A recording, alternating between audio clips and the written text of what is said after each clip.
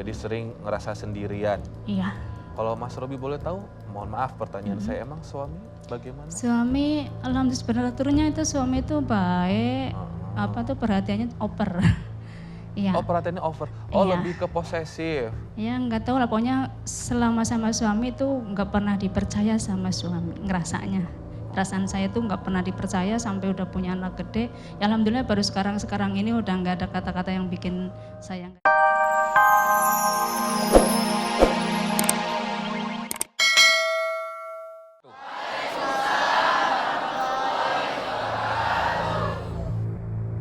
Rahasia batin melampaui mata batin.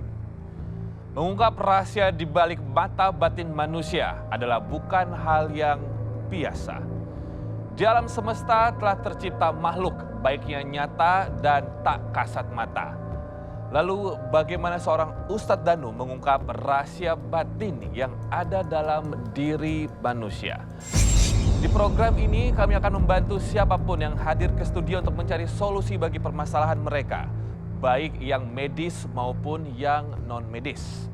Dan pemirsa, langsung saja kita bertemu dengan narasumber pertama kami pada malam hari ini, seseorang yang memiliki jin pocong dalam dirinya. Ini dia. Assalamualaikum warahmatullahi wabarakatuh, Ibu. Boleh?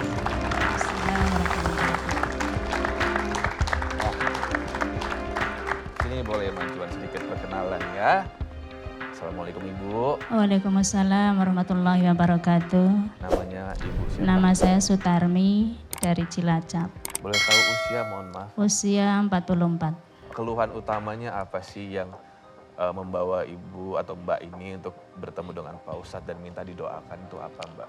Ya, karena sebetulnya itu kan dari 2004, tapi kebetulan pas lihat sirkop atau ini kan rahasia batin, suka reaksi, iya, suka kaki Di rumah gerak reaksi? di rumah, di kampung. Di kampung ya? Iya. Pernah ada mungkin pengalaman berobat sebelumnya atau mungkin latar belakang kenapa Mbak berobat itu apa, penyakitnya apa? Awalnya ya tiba-tiba ada kayak sesuatu dari dalam itu keluar, kayak nafas mau keluar, mau habis tapi susah gitu. Terus akhirnya lama-lama kayak nafas mau habis aja begitu. Awalnya sih waktu itu kan sore maghrib badan pada pegel semua, saya senam. Terus maghrib baru mandi langsung sholat, pagi subuh saya sholat nggak bisa nengok, pas salam itu nggak bisa nengok. Salam akhir nggak bisa? Iya, dari awal juga Awal. nggak bisa nengok ya. Terus langsung dari dalam dada kayak ada sesuatu mau keluar kayak gitu. Terus ada saudara, rumahnya kan kebetulan di sampingnya. Dia nolong, saya minta suruh dipijit takutnya masuk angin apa-apa, tapi sama dia malah diobatin, suruh minum air dari dia, ada rasanya minyak wangi, terus tapi suruh dalam hati suruh Allah gitu terus. Setelah itu terus badan rasanya berat banget. Itu air minum sebelum diminum didoa-doain dulu sama Iya, dia ya? Berapa kali minumnya dilakukan? Sekali. Ada Sekali perubahan awalnya atau itu. makin parah? Justru malah badan saya berat banget. Terus saya mau ke dokter nggak boleh, terserah kalau mau ke sana aja, ntar kalau ada apa-apa nggak tanggung sendiri kayak gitu. Tapi tetap ke dokter, udah ke dokter langsung dirujuk ke rumah sakit yang lebih komplit alatnya. Di situ karena jantung, paru juga semua bagus, malah dokter malah katanya stres soalnya teriak, ketawa, nangis kayak gitu. Jadi kalau diagnosnya dokter ini ada tekanan batin gitu aja ya? Iya, terus psikiater juga yang nangani. Psikiater juga yang nangani. Iya. Emang kenapa kok sampai sering ketawa sendiri? Ini terlepas dari hal yang goib lah ya.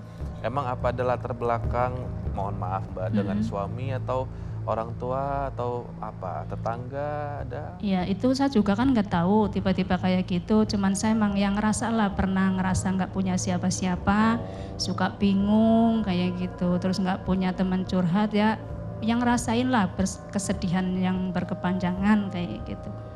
Jadi sering ngerasa sendirian. Iya. Kalau Mas Robi boleh tahu, mohon maaf pertanyaan saya, emang suami bagaimana? Suami, alhamdulillah sebenarnya itu suami itu baik, perhatiannya oper. Iya. Oh perhatiannya over, oh Iya. lebih ke posesif. Ya nggak tahu lah, pokoknya selama sama suami itu nggak pernah dipercaya sama suami, ngerasanya. perasaan saya tuh nggak pernah dipercaya sampai udah punya anak gede. Ya alhamdulillah baru sekarang ini udah nggak ada kata-kata yang bikin saya nggak dipercaya. Terus Jadi mbaknya juga sering dicaci maki sama suami? enggak pernah, Hanya cuman kata-katanya kata-kata pedas sama kayak ancaman gitu. Jadi tertekan, nggak Iya. tahu mau ngomong sama siapa. Enggak tahu ngomong sama siapa, enggak punya teman cuma satu. Semenjak punya suami juga langsung jauh karena suami nggak takut. suka saya berteman sama baik perempuan apalagi laki-laki. Overprotective ya. Dan langsung ketemu Pak Ustadz aja ya. Nggak apa-apa. Siap ya? Iya. Bisa fokus nggak? Jangan langsung bereaksi dulu karena Pak Ustadz pengen dengar lebih dalam. Iya. Ngomong dulu aja. Hah? Ngomong dulu aja. Ngomong dulu aja. Iya. Takut sama Pak Ustadz. Nggak tahu. Nggak tahu? Iya. Nggak pengen ngomongnya apa ya? Apa? Soalnya sekarang ini saya seuzon banget ke suami. Seuzon ke suami. Iya. Ngerasa suami yang ngerjain atau? Enggak, soalnya kan suami itu punya amalan. Terus saya setelah tanganin di kampung rumah sakit terus bawa larinya juga ke teman-teman suami saya, guru terus juga termasuk lah ya kayak gitu ya mungkin semacam berupa dikeluarin gitu juga tapi semakin berat. Amalan apa suami punya? Ya kalau nggak apa-apa ya ngomong ya. Nggak apa-apa dong.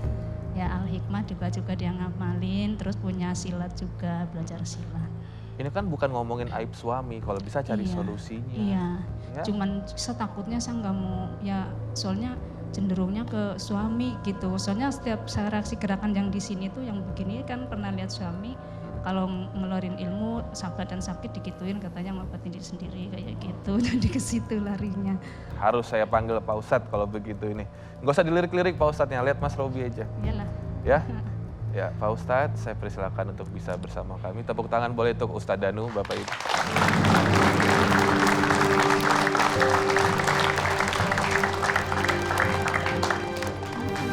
Kalau begini yang doain ini nanti.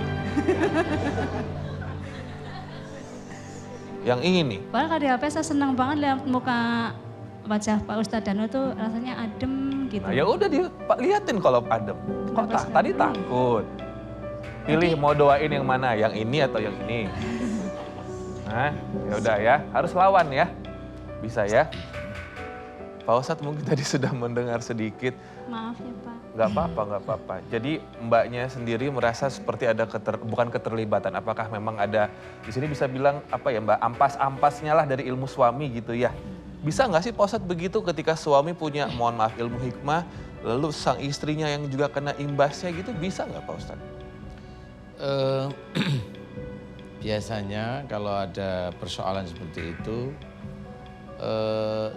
antara suami dengan istri punya ilmu, sama-sama punya ilmu. Sama-sama punya ilmu. Biasanya kalau yang terkena imbas, biasanya ilmunya ilmu yang agak anteng, agak nggak frontal, biasanya seperti itu. Tapi yang mengimbasi biasanya ilmunya frontal, ilmu yang bisa untuk nyerang. Nah, ilmu yang bisa untuk nyerang itu kalau umpamanya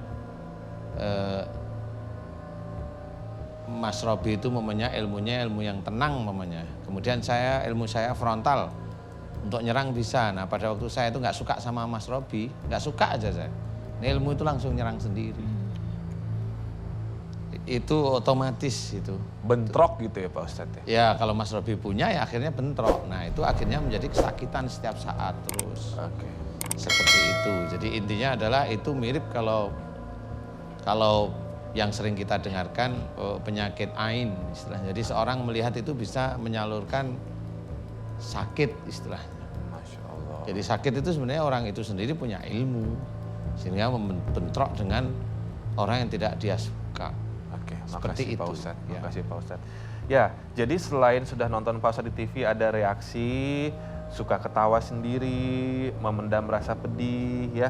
Secara fisik apa keluhannya? Keluhannya Lebih dekat mikrofon. iya, perut selalu sakit. Kalau masalah sakit mah sebetulnya banyak, tapi saya kan nggak terlalu gubris lah karena yang rasa ganggu banget itu yang di dalam dada. Di dada sini. Iya sama gerakan kaki selalu bergerak. Kaki kiri atau kanan? Kaki kiri, seringnya kaki kiri. Iya. Oke, udah. Nah ini pemirsa seperti biasa di Rahasia Batin, Pak Ustadz kita selalu ada kedatangan bintang tamu. Kalau pengalaman-pengalaman seperti kepedihan, kesedihan, memendam rasa mungkin amarah atau mungkin juga ya kepedihan lah ya. Apakah bintang tamu kita kali ini yang sering warawiri di televisi MNC TV punya pengalaman yang sama atau tidak? Langsung saja, ini dia, Vega. Boleh tepuk tangan.